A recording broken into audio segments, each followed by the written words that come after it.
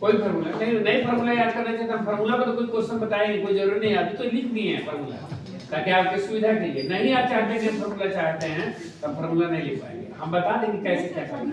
लिखिए, रुपये में 5 की दर से कलम खरीद कर, हाँ रुपये में 5 की दर से कलम खरीद कर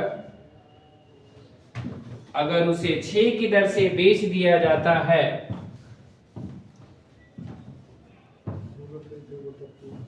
तो पूरे सौदे में लाभ अथवा हानि प्रतिशत ज्ञात करें।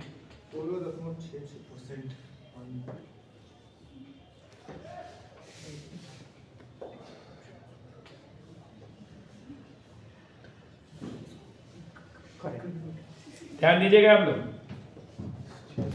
यहाँ पे देखिएगा, यहाँ पे सभी लोग ध्यान दें। सीपी कितना है जी? 5 वस्तु। कितना वस्तु है? वस्तु लिखिएगा, रुपया ना। एसपी कितना वस्तु है? 6 वस्तु। अब बताइएगा 5 वस्तु खरीद रहे हैं, 6 वस्तु उतना ही में देंगे तो लाभ होगा कि हानि? कितने का? एक वस्तु का। एक तो देखिएगा हानि प्रतिशत बराबर, सभी लोग यही रहेंगे, एक वस्तु का हानि हो रहा है, हानि गुणे क्या जी? 100।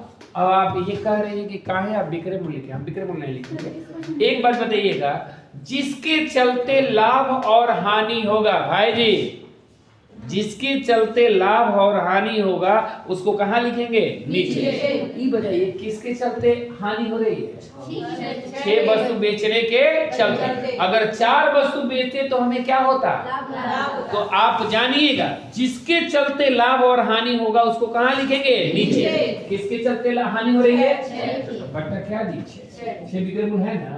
अब आ गया भाई जी से, भाई जी यानी 16 गुना 2 बटा 3।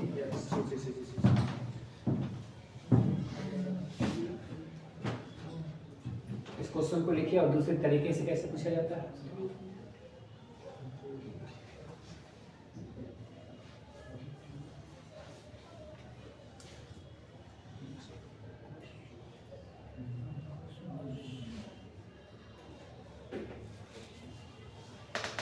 हो गया?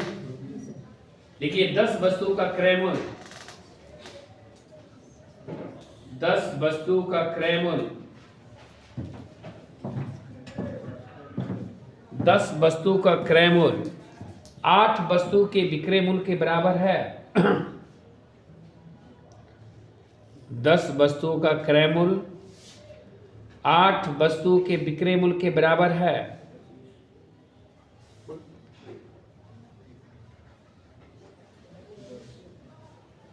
दस वस्तु का क्रय मूल्य 8 वस्तु के विक्रय मूल्य के बराबर है तो पूरे सौदे में लाभ अथवा हानि प्रतिशत क्या करें?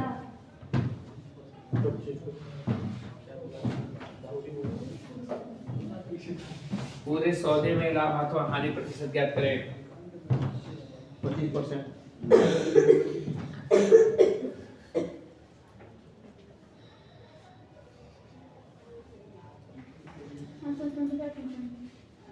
लाभ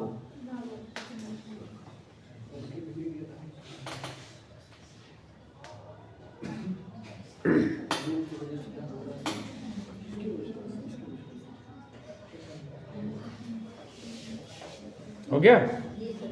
देखिएगा क्या पूछा गया है जी? कितने वस्तु का क्रय मूल्य? अब देखिएगा इसको, ये क्वेश्चन यही है, तरीका यही है। सीपी कितना वस्तु? 10 वस्तु हम क्या कर रहे हैं? खरीद रहे हैं। 10 वस्तु का क्रय मूल्य कितने वस्तु के विक्रय मूल्य के बराबर है? 8। अब बताइए कितना हो रुपया? कोई बहस नहीं है, जितना रुपया में हम 10 वस्तु खरीद रहे हैं उतना ही रुपया में 8 वस्तु बेच रहे हैं, तो हमें लाभ होगा कि हानि?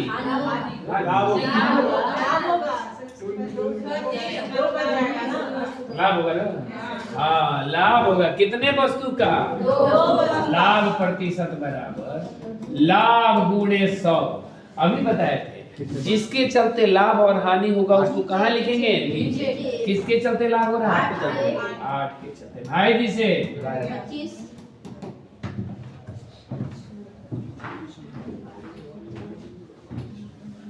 समझ में आ रहा है?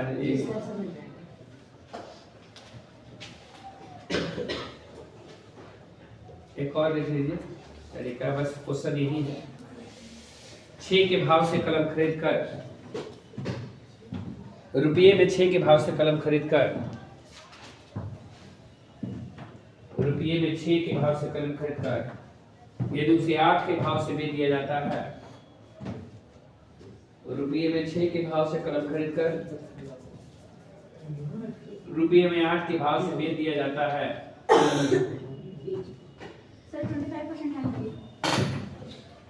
पूरे सौदे में लाभ अथवा हानि प्रतिशत ज्ञात करें। पूरे सौदे में लाभ अथवा हानि प्रतिशत ज्ञात करें। देख लीजिएगा हानि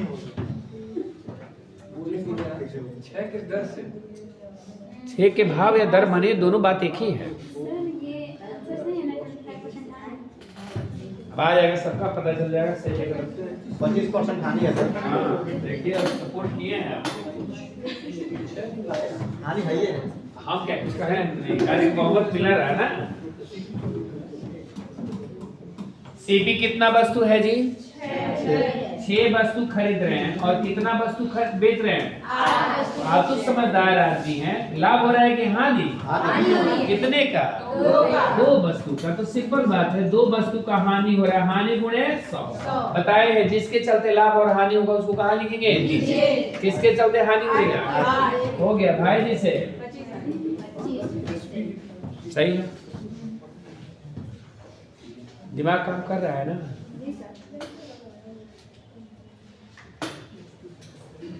दिमाग पर कई बार कहे हैं कि दिमाग पर क्या डालिए? डाल तो रहा है। सरसों का तेल डालिए। सर सरसों बादाम और हाँ और क्या सब मिला के सब और चार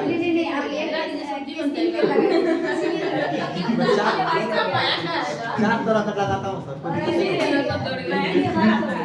देखिएगा ऐसा नहीं कि बाल उड़ जाए भाई। सबसे अच्छा कौन है? हर घर वाला सरसों का है। अब खरीदा आंवले का, फिर नारियल का और चलिए अगला क्वेश्चन लिखिए। ऐसा क्वेश्चन बन जाएगा, विश्वास है? दोनों पढ़ लिए, दोनों का एक मिक्सअप बोल दे रहे हैं। लिखिएगा आप लोग, मिक्सअप देखते हैं दोनों का। और ये क्वेश्चन बार बार पूछा जाता है क्या में। लिखिए 10 रुपया में 11 वस्तुएं खरीदी जाती हैं। 10 रुपया में 11 वस्तुएं खरीदी जाती हैं तथा 11 रुपये में 10 वस्तुएं बेची जाती हैं।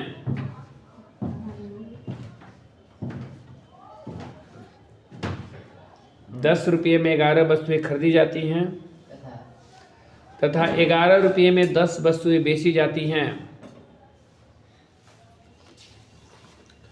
तो पूरे सौदे में लाभ अथवा हानि प्रतिशत ज्ञात करें। सर 10% लाभ होगा। पूरे सौदे में लाभ अथवा हानि प्रतिशत ज्ञात करें।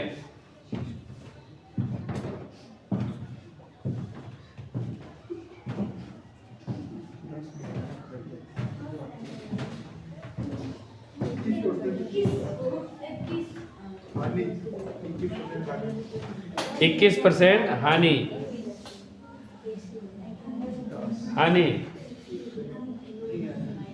20% हानि। 20% हानि। देखिएगा जो ऑप्शन आप लोग का आ रहा है, पहला आया है ये बोली है कितना परसेंट? 10% हानि। अच्छा 10% लाभ, 20% हानि है। 20% हानि है, हाँ यही है। 21% हानि है। कितना? 21%। अच्छा 21% लाभ भी है। कहाँ से आ गया? चलिए पहले तो हमको ये देखना पड़ेगा कि लाभ हो रहा है कि सब लोग यहाँ रहेंगे। पचेगा ठीक है, नहीं पचेगा जबरदस्ती मत पचाइएगा। पहले हम क्वेश्चन लिख रहे हैं। रुपया वस्तु,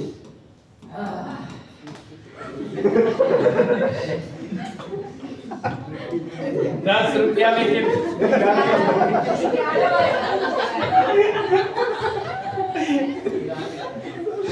क्या कर रहे हैं? खरीद रहे हैं। 10 रुपये में 11 वस्तु क्या कर रहे हैं? खरीद रहे हैं। और 11 रुपये में 10 वस्तु क्या कर रहे हैं? एक तो पहले ये जान जाइए कि 10 रुपया में 11 वस्तु खरीदे हैं। कितना रुपया लगा रहे हैं? 10 में 11 वस्तु खरीदे हैं। देखिएगा 10 रुपया में 11 वस्तु क्या कर रहे हैं? खरीद रहे हैं। 11 रुपया में कई गो वस्तु बेच रहे हैं? रुपया अधिक ले लिए, वस्तु भी कम बेचे हैं कि नहीं बेचे हैं? अभी एक वस्तु आपके पास क्या है? तो लाभ हो रहा है कि हानि? समझ गए कि नहीं? सिंपल भाषा में। लेकिन आपके पास पहला तो कंडीशन हो गया कि लाभ हो रहा है, तो ये हानि वाला आंसर जितना भी है गलत हो गया। अब लाभ वाले में देख लेते हैं कि किसका बात हो जा रहा है। अब देखिएगा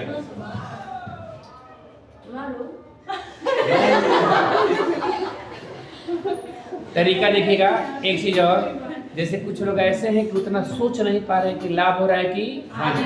जिसके पास दिमाग नहीं है वो कैसे सोचेंगे कि लाभ हो रहा है कि हानि? तो करस्पॉन्डिंग गुणा करेंगे। करस्पॉन्डिंग क्या करेंगे? अगर गुणा करने पर इधर का मान अधिक आ जाए तो लाभ होगा, और इधर का मान कम आ जाएगा तो क्या होगा? देखिएगा यहाँ पे 10 दाने यहाँ 11 121। इसके अपेक्षा इधर का मान अधिक आ रहा है, कम आ रहा है? बस तब हो गया। इसके लिए फॉर्मूला लाभ प्रतिशत। लाभ प्रतिशत बराबर, ध्यान देगा यहाँ पे, गौर कीजिएगा। पहले इसमें देखिएगा कोई डाटा कोई जरूरी नहीं, तो मैच कर गया है 10 11 11 10। ये कोई जरूरी नहीं है, यहाँ पे 5 6 7 8 भी रह सकता है। तो आप कुछ मत कीजिएगा, बड़ा माइनस छोटा, बड़ा माइनस छोटा, यानी करस्पॉन्डिंग गुणा कीजिएगा। बड़ा माइनस छोटा यानी बड़ा, जैसे हम लिख रहे हैं सेम डिजिट है तो बड़ा का स्क्वायर लिख दें। अरे भाई अगर आपका मन होगा कि 4 6 8 3 होगा तो 68 48 डायरेक्ट बड़ा लिखिएगा, 3 चौका 12। यहाँ सेम नहीं था तो हम गुणा नहीं किए, बड़ा का स्क्वायर लिख देना। अरे लिख दे कि नहीं? तो बड़ा का स्क्वायर माइनस दोनों छोटा भी सेम है, अब बटा छोटा का स्क्वायर अब गुणे कितना जी? 100। भाई देखिएगा बड़ा का स्क्वायर, बड़ा कितना है? 11 11 हाँ 100 नहीं है तो अब लिखिए 11 का स्क्वायर माइनस छोटा कितना है? 10। अब बटा छोटा का स्क्वायर, किसका स्क्वायर? 10। अब गुणे कितना जी? 100। भाई जी से अब देखिए 11 का स्क्वायर कितना? 121 और 10 का स्क्वायर 100। 1 से 21 में से 100 घटेगा कितना जी? 21% का क्या जी? लाभ होगा। Option number D. इससे बोले हैं कि नंबर सेम है, तो ये बोलिए नंबर सेम कहाँ है? नंबर सेम नहीं है, ये 10 10 है और ये 11। करस्पॉन्डिंग जो गुणा करेंगे नहीं रहेगा तो गुणा कर लेंगे, नहीं बचेगा तो बोलिए दूसरा भी तो बताएं। बताइए सर, लेकिन ये भी बच रहा है, दूसरा भी हो जाएगा। दूसरा बताएं। पहले ये तो देख लीजिए, नहीं आता है तो 11 11 121 10 दाइयां 100। तो आपको ऐसे नहीं पता है कि 21 से 100 में कौन बड़ा है, तो 21 माइनस 100 बड़ा माइनस छोटा बटा छोटा, छोटा क्या है? 100। अब गुणे प्रतिशत में चेंज करेंगे 100 भाई से, तभी क्या हुआ? 21। और जिनको ये भी नहीं पता हो तो दूसरा मेथड बताते हैं। आगे चले। हाँ दूसरा मेथड बता रहे हैं, दूसरा नहीं है तीसरा भी बताएंगे, टेंशन मत लीजिए। हाँ अधिक वाले से कम वाले को माइनस करेंगे तो भी तो आंसर आ जाएगा। 121 आया, उसका 11 का स्क्वायर, फिर 100 में माइनस कर देंगे तो 21 का भी आ गया। तो आंसर किस तरह नहीं कर देंगे? 1 से 21 माइनस 100 बटा 100 लिखेंगे ना, फॉर्मेट को पूरा करेंगे नहीं करेंगे, डायरेक्ट लिख देंगे। अगर कोई दूसरा डाटा अगर मान लो डाटा हाँ हाँ दूसरा डाटा मामला गड़बड़ हो जाएगा, ऐसे क्यों सोच रही है? अब देखिए दूसरा मेथड सुनिए, कितना पूंजी लगाई है? 10 रुपए पूंजी लगाई 10। ये आपकी भाषा में समझा रहे हैं। 10 रुपया में कितना वस्तु खरीदे हैं? 11। अच्छा बताइए 11 वस्तु अब बेच देंगे टोटल, तभी तो हमको पता चलेगा कि लाभ होगा कि हानि। अब बताइए 11 रुपया में कितना वस्तु बेच रहे हैं? 10।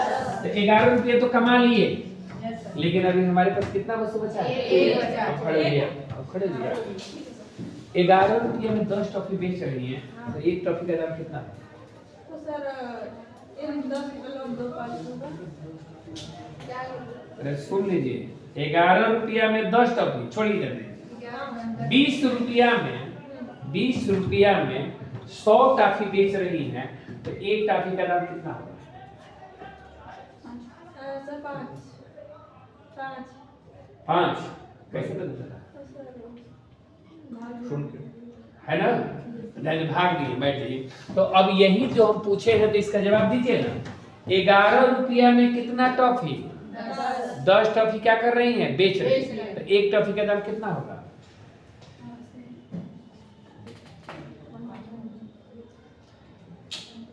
11 रुपया में 10 टॉफी, अभी भाग देने के लिए कहीं है ना। 11 रुपया में 10 टॉफी, तो एक टॉफी का दाम कितना होगा? अरे 4 रुपया में 2 टॉफी, तो एक टॉफी का दाम कितना होगा? कैसे पता चला? भाग दिए। किस में भाग दिए हैं? रुपया को ऊपर। 4 रुपया में 2 टॉफी, 4 रुपया में, तो रुपया को ऊपर और टॉफी को नीचे। तो यही तो है, रुपया को ऊपर और टॉफी को 11 रुपया में 10 टॉफी, तो एक टॉफी का दाम हो जाएगा 11/10। 11/10 का मतलब 1 रुपया 10 पैसा। 1 रुपया, तो 10 टॉफियां बेचे हैं, तो कितना रुपया कमाए हैं? 11। एक टॉफी बेच रहे हैं कितने में? 1 रुपया 10। तो मेरा पूरा कमाई कितना हो गया? 12 रुपया 11 टॉफी बेच दिए ना। तो पूंजी कितना लगाए थे? अब बेच कितने में रहे हैं? तो लाभ हो रहा है कि हानि? कितने का? तो सिंपल मेथड से बन गया, लाभ प्रतिशत बराबर लाभ गुणे 100 बट्टा क्रय मूल्य। क्रय मूल्य कितना है? ये 2 अंक के बाद डेसिमल है, बट्टा में 100 आएगा। भाई जी से भाई कितना %? ये 50। तो हमारा ऊपर से रहा था, लेकिन हम उससे जैसे डायरेक्ट भाग की नाम नहीं बता रहे थे आपको, ये बता रहे थे ना, जैसे दशमलव में आगे इसलिए रुक जा रहा है। हाँ, तो दशमलव उसमें क्या था? 10 से भाग देने के लिए 1 अंक के बाद दशमलव आ जाएगा। उसमें सोचने वाली बात क्या है? इसीलिए हम बोल नहीं रहे थे, हम रुक जा रहे हैं। ये भी पचा कि नहीं पचा? कि तीसरा मेथड बताएं? बताइए। सर बता नहीं सर, नहीं बताइए सर। नहीं सर, टाइप सीखने में क्या बोला है? फिर बताइए ना। सर हम भी सीखना चाहते हैं, टाइप सीखने में क्या बोला? सीखने में कोई टाइप सीखा जाता है, परीक्षा में एक टाइप लगाया इसके टोटल टाइप कितने हैं? मतलब क्वेश्चन को लगाने के अनलिमिटेड। जितना चाहे उतना लगा सकते हो। ठीक है, इन तरीका दोनों लोगों पे एक एक्स्ट्रा हो गया। बताइए ना। चलिए अब ध्यान दीजिएगा, यहाँ पे गौर कीजिएगा। जिनका अगर दोनों नहीं पचा हो, उनके लिए एक मेथड है, थर्ड मेथड। और थर्ड मेथड ये हम बता दे रहे हैं क्योंकि वो कह रही है, इसी को देखते हुए थर्ड मेथड ये कीजिएगा, ऐसा कहीं भी क्वेश्चन आ जाए, है ना, तो ये क्वेश्चन जैसे मान लीजिए कि 1984 से लेकर के अभी तक यही क्वेश्चन बार बार क्या किया जा रहा है? पूछा जा रहा है। एक बार और क्वेश्चन है, तो ये 10-11 जहाँ 11-10 आ जाए, वहाँ आंख बंद कर डायरेक्ट आंसर याद कर लीजिएगा। 21% क्या जी? कोई दिक्कत? क्या सोचने लगी? थर्ड मेथड में डायरेक्ट आंसर याद कर लीजिएगा। 21% क्या जी? जहाँ 10-11-10 आ जाए, वहाँ डायरेक्ट आंसर देख के क्या कीजिएगा? क्लिक। और देखिएगा तब से लेकर अब तक 2025 हो गया, 26 हो गया, अब तक 2 क्वेश्चन बार बार रिपीट करता है। दूसरा क्वेश्चन लिखिए। 5 रुपये में 6 वस्तुएं खरीदी जाती है। 5 रुपये में 6 वस्तुएं खरीदी जाती हैं तथा 6 रुपये में 5 वस्तुएं बेची जाती हैं।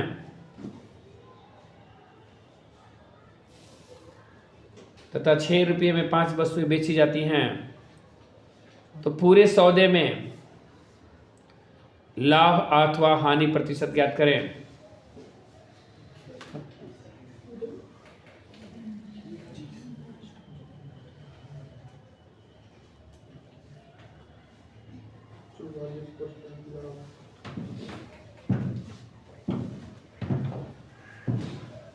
पूरे सौदे में लाभ अथवा हानि प्रतिशत ज्ञात करें। 44% 180 लाभ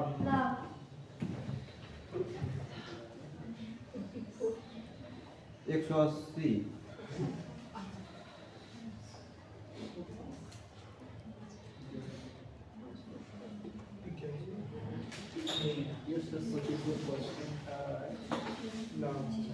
कितना कितना परसेंट 24 44 देखिएगा यहाँ पे फर्स्ट आंसर लाइए 36% लाभ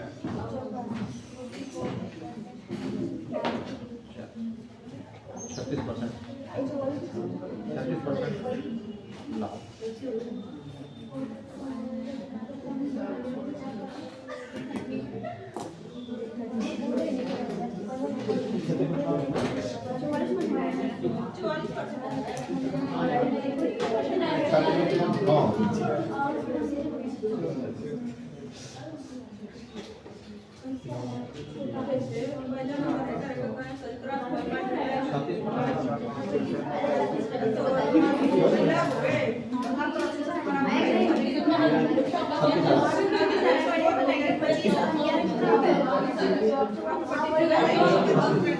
हो गया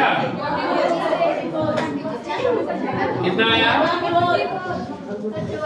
देखिएगा रुपया है और क्या है बस 5 रुपया में कितना वस्तु 6 खरीदी जाती है और 6 रुपया में कितना वस्तु 5 क्या की जाती है बेची जाती है पूरे सौदे में लाभ अथवा हानि प्रतिशत।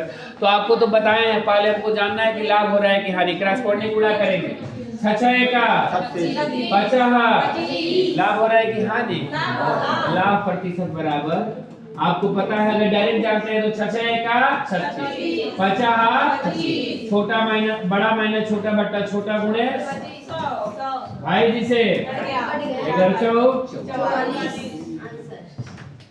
हो गया इतना ही तो चाहिए आप लोग अगले दिन चलेंगे।